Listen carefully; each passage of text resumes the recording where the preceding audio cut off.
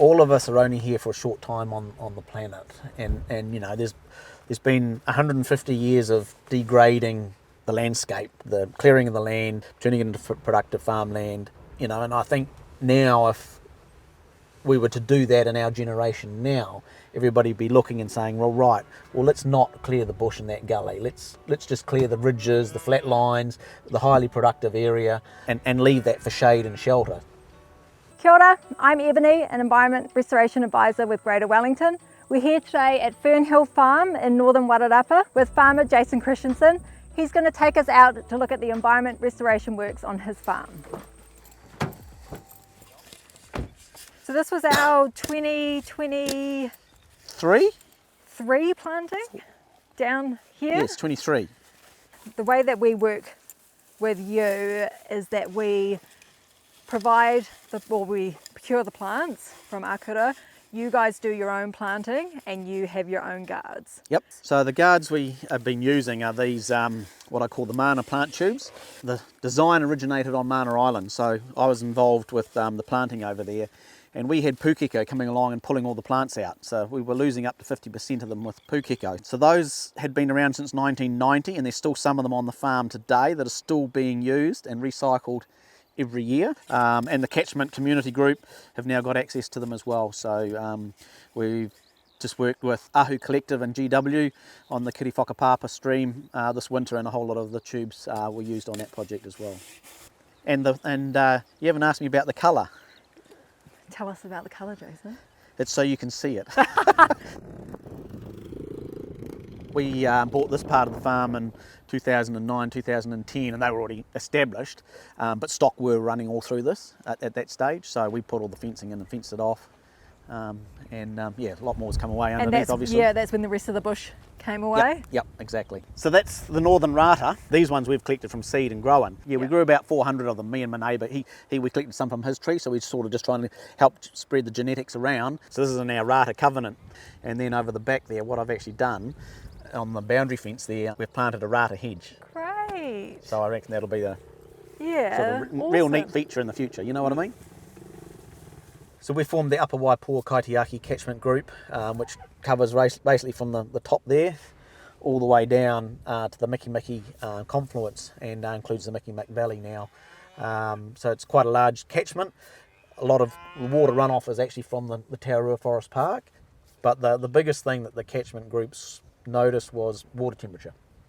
Even coming out of the forest park in March when we started was about 14 degrees, and one of the guys said, "Oh, that's too hot, there's something wrong with your thermometers." Well, we had two of them and both of them were saying the same, and it just, the further down the river where it's exposed, it just got hotter and hotter and hotter. So the one thing that the catchment group has been trying to concentrate on is shading on the waterways, because by the time it got to Marston it was that hot, and that's why the algal blooms are forming, because of the fact that the water is just getting so hot, there's no shading on it.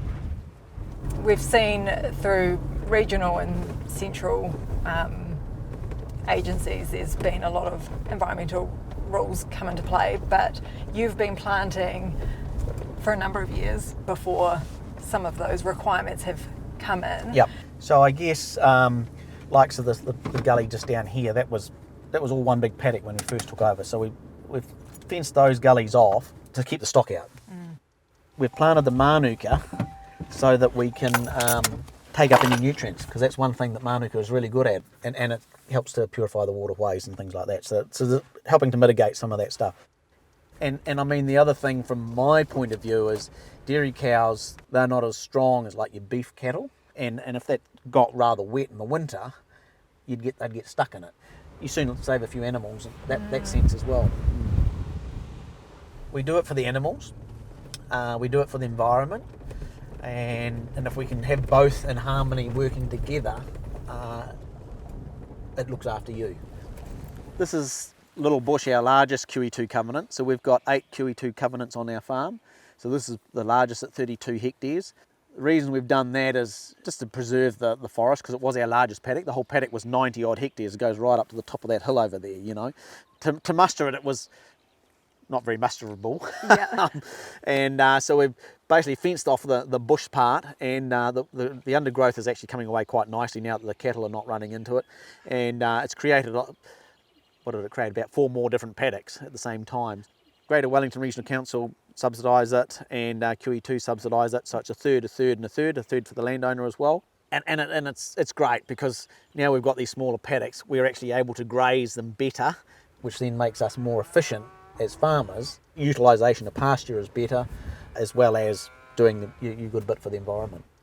By having that support, did that mean that you were able to fence areas, more areas than you know what you had originally? Yeah, so on the other side of Little Bush Covenant, we actually fenced off while we had the dozer here. With GW, we fenced off and retired a section of land. It just was, it was pretty much bush anyway, but it didn't meet the QE2 requirements. That's where GW came in and said, well, we can subsidise that. So that was a neat little job to do as well while we were doing it. With the seed bank, you're also, if you fence off those areas, the birds should sort of go in between. That's and right. You end up with that stuff in there eventually. Yeah. And I suppose it was a long process, because it actually goes back to when Richard was Parks was the land management officer.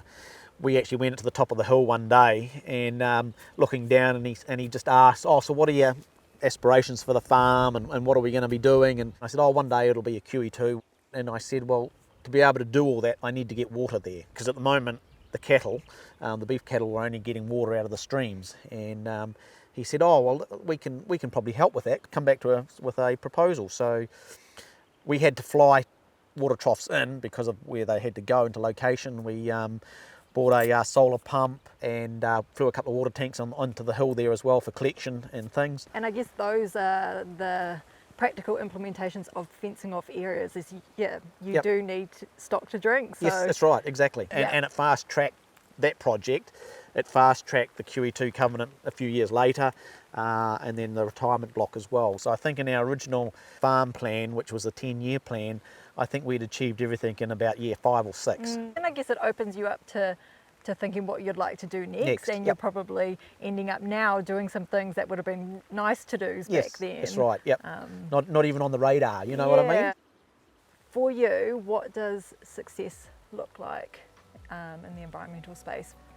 Well, I'm sure that we are going to leave it in a better state than when we inherited it or purchased it. And in fact, I know the water quality coming away from all the gullies that we've planted, that we've fenced off, the QE2 covenants, it's all, stock proof now. It is helping water quality, and I'm sure it is 100%. So yes, there's always room to move. There's always things we can be doing better. It's just about, I suppose, making sure it's financially viable and it's practical to get going. Give the GW a ring and ask for the local land management officer and sit around a coffee table and just talk about your farm, because that's how it all started. So and that way you can start to build that relationship, find out what GW can do for you and how they can help you, because it is a partnership, and there is different funding streams available, and it's not all through GW that you can do this, some of these things. So, but they will know. Just making that first phone call to talk to somebody, and it's not all about waving the stick and telling somebody off. I think, yes, there is a regulatory side of things that needs to be done, but I think on the whole, working with yourself has been fabulous. Yeah.